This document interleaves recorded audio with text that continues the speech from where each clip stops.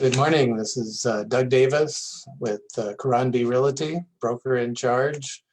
And today I'm going to discuss landscaping on property values, which seems like a non-real estate topic, but after I gave it some thought, there's really quite a bit to do with real estate with your with the landscaping.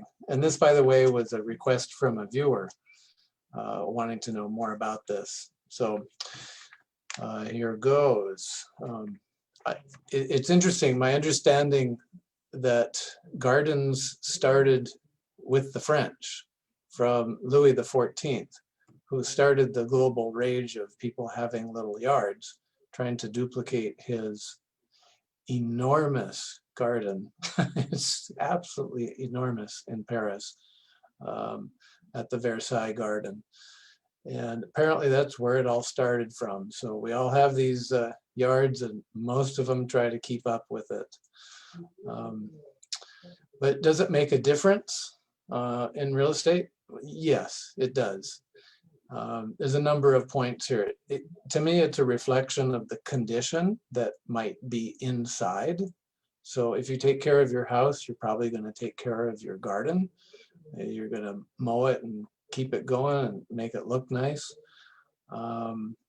It's also important as well, especially when you're selling, for your first impression.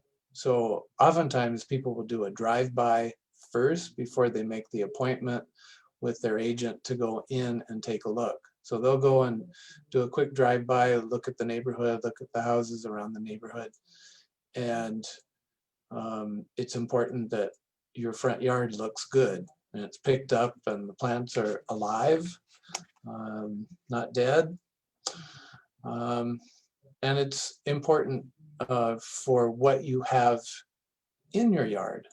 So I can't tell you how many listings I've seen where the agents itemize every single fruit tree on the property. There's probably hundreds of listings right now in the Honolulu marketplace with multiple listings of plants in the yard. And fruit trees are beneficial just for the food that it produces, and certainly a benefit of having a mature tree. You don't have to wait 5 to 10 years for it to mature and start fruiting. Then there's also staging. So not only do we put furniture in, but everyone puts in flowers and maybe eureka palms in the corners.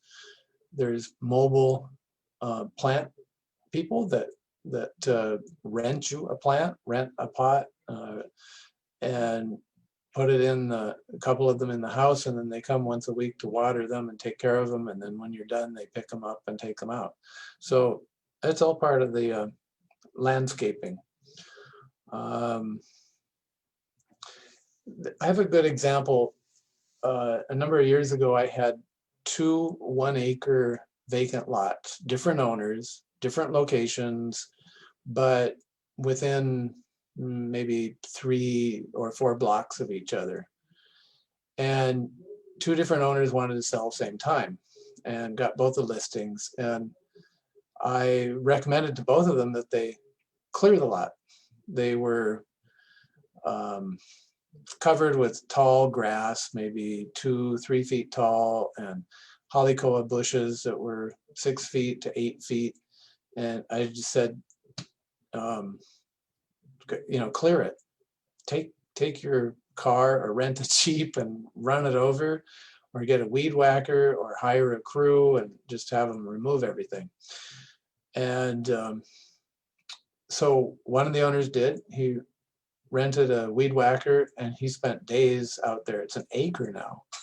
So it's no small feat. And he cleared it down to the nubs and had everything just perfect, neat and everything. And the other owner didn't do it. So the owner that cleaned it up sold it in a month, and the one who did not, never did, took 9 months to sell. Both basically the same price, same product, 1 acre. same location. But what I found over the years that people, when they buy vacant land at least, need to look at it, place their house on the property. And if they can't see the full property, like the other one, you couldn't see the back of the property because 1 acre, it's way in the distance. So they couldn't see the corners. So it was harder for them to imagine it.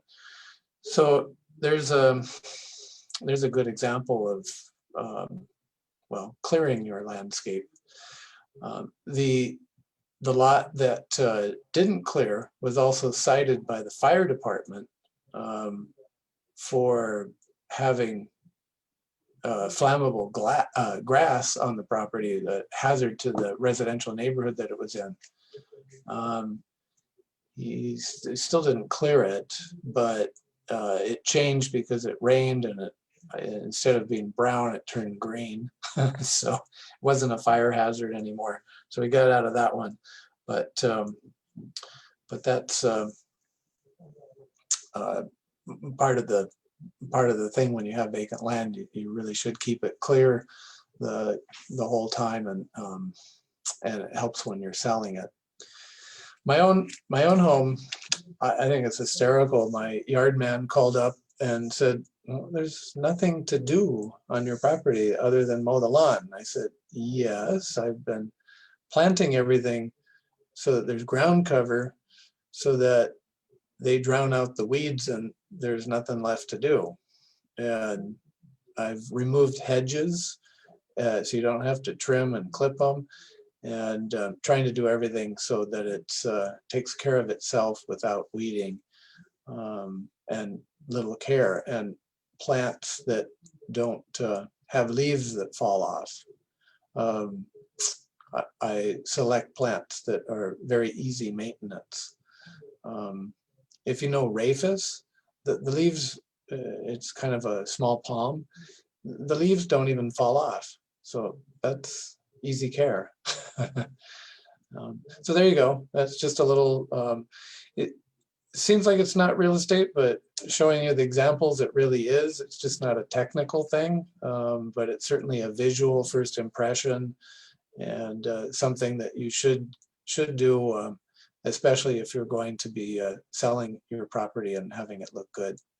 So there you have it. Hope to see you next week. Thanks.